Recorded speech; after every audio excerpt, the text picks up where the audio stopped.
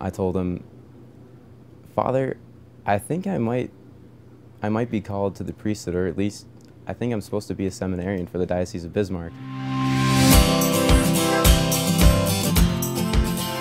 Being young, being in elementary school, we'd have priests come in sometimes, and we get to ask them questions, you know, like, why do you wear black? Why do you do this? Why do you do that? And I was always really, really interested.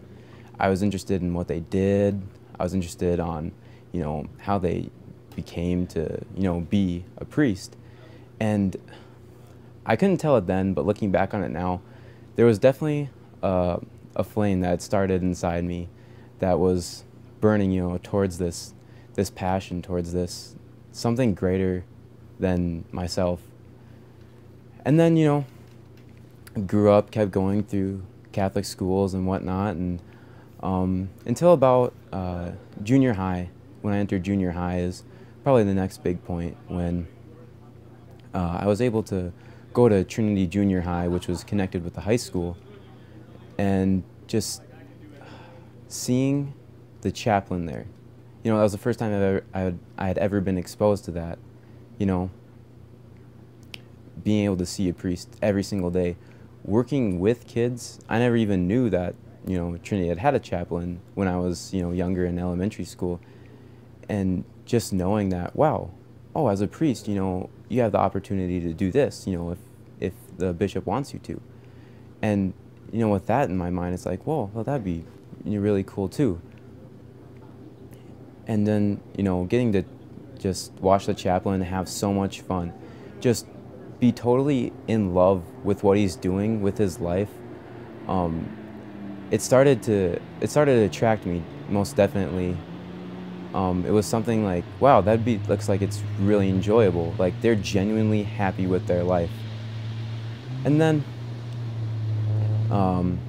between my junior and senior year, I had the opportunity to go on the Rome pilgrimage through Mary, and there is when, definitely more seriously, I got to start thinking about not just the priesthood, but just entering seminary, being a seminarian, with all the opportunities that we had to pray and just be in front of the Blessed Sacrament and just be around all these holy sites.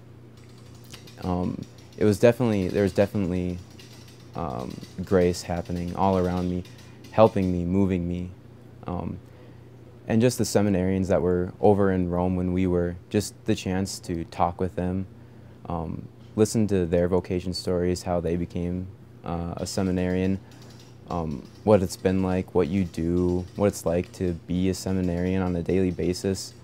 It just got me so interested. I'm like, you know, maybe I need to start thinking about this a little bit more.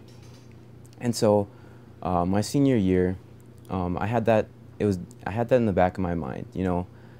I had, you know, figured, you know, yeah, maybe I should go to UND and I'll take classes there towards, you know, some sort of medical major. Like, that seems, you know, pretty cool. You know, they make some money and whatnot. But that was always in the back of my mind. And it wasn't until I got to go to visit the University of St. Thomas and St. John Vianney Seminary in St. Paul with Father Grassgard and one of my other friends, and then we teamed up with Father Johnson and a couple of his students in Bismarck, and we carpooled out to St. Paul, and that was the first time I'd ever been exposed to the actual seminary, like being able to stay there and just being immersed, totally immersed in it. And that was, I can say now, life-changing, because until that point, I had never known what it's actually like physically being there, to be a seminarian, what it's like on a daily basis actually being there. And I remember praying a holy hour with all the guys and just sitting there thinking, just seriously thinking, Lord, what do you want me to do? And I remember just this overwhelming flood of grace came over me, just moving me towards, you know, maybe you should be one of these guys. Maybe you should, you know, you should be here, Colton, not at the University of North Dakota. Maybe you should come here. And I was so I was so taken back. It's like, wow, now this is when I really need to start thinking about it. And so we got back from the trip, and I told Father Grassgard, I told him, Father, I think I might be called to the priesthood, or at least I think I'm supposed to be a seminarian for the Diocese of Bismarck. And he just got the biggest smile on his face, and he was just so excited. It was it was almost kind of embarrassing, even though it was just me and him. But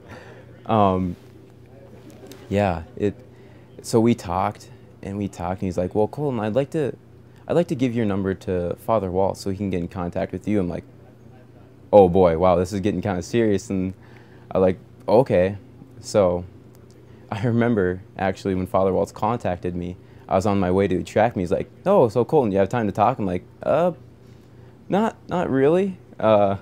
Just on my way to track me. He's like, oh, okay, well, I'll give you a call this weekend. How's that sound? I'm like, oh yeah, sounds perfect. And so later in the week, on that weekend, I got to talk with Father Waltz more. He's like, well, Colton, it sounds, like you're pretty serious about this, and, you might be called. So, and then we talked more through that summer, and I told him, I'm gonna give UND a shot 1 year. I'm gonna give that 1 year. I had to ask God, just let me do 1 year. And I did that, and it was at the University of North Dakota where I really knew that I was supposed to enter seminary. I had the opportunity, adoration every Wednesday at the Newman Center. I'd go in there, and it seems like that's all I would pray about. And every time I would, just this overwhelming sense of peace I would receive when thinking about it, praying about it, just putting myself again in the same situation that I was just a couple months before, being immersed in the seminary. I had to tell, another person about it. So through spiritual direction with Father Luke Meyer at the Newman Center, that was just a tremendous help, because he helped me see, Colton, these might not be the biggest signs, but, they just seem like that because, you haven't, this is, your first time, you're on the inside, but looking from the outside, these signs, seem like they're really pointing you towards you should be a seminarian. And he helped me realize that and see that, and kind of walk me through the whole discernment process. And then in the fall, Father Waltz came up to UND to visit me and some other guys that were kind of thinking about entering seminary. And I told Father Waltz everything that had happened with adoration and spiritual direction. And he said, Colton, I think it's time that, you should really give this a shot. And I was just, I was so scared, but I knew in my heart that I should give this a try. And I heard a great piece of advice that said, how are you supposed to know if you're supposed to be a priest or not? What better place to figure that out than at seminary? And I was like, well, there's no better place. And the person was just like, exactly. It's the best place to figure that out. And just going off that advice and trusting the providence that had gotten me to talking to multiple priests about entering seminary, I took a leap of faith, and around Christmas time, I got an application from Father Waltz, and it's all history from there. And one big event that happened in my life that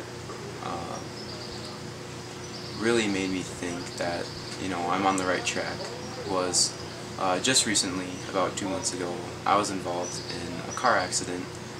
I was T-boned at an intersection when another driver blew a stop sign.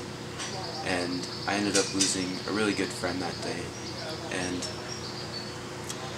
just minutes before, when his brother, who was also in the car, had left to get some drinks from the gas station, we had talked about me going to seminary, and he told me that he was very proud of me, that I was going.